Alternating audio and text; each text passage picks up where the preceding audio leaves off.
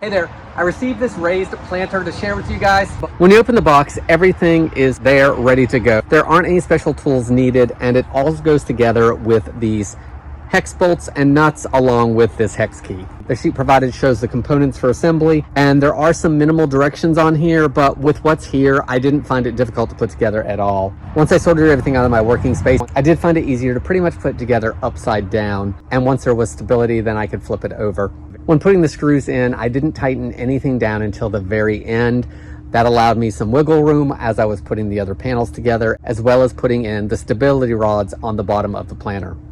So here's the bed all assembled. We have a couple little things left to do, but I wanted to show the completed bed first. We do need to put in the liner here, as well as the strips that go over the edges to keep it from being as sharp. One thing to note is when it's being assembled, all the metal should be flat up against each other so the screws can fit easily together.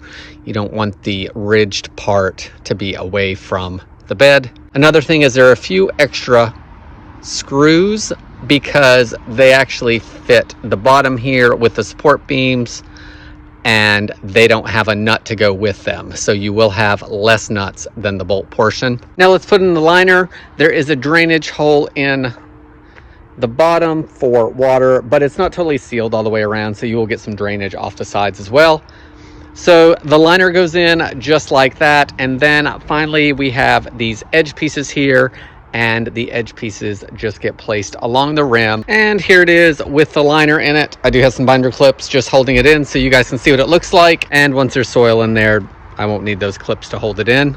I like that the planter is pretty lightweight when it's not filled with dirt, so it's going to be easy to place wherever I need to in the yard. The landscaping fabric in here is nice because it's going to hold the dirt in as well as some of the moisture, but there is that drainage hole down the bottom, as well as these sides not being watertight, so they'll let some drainage go as well. I really like the size of it and feel that I can get my entire herb garden in this one container. If you're looking for a raised bed, then I hope this video helps you decide if this is a good product for you.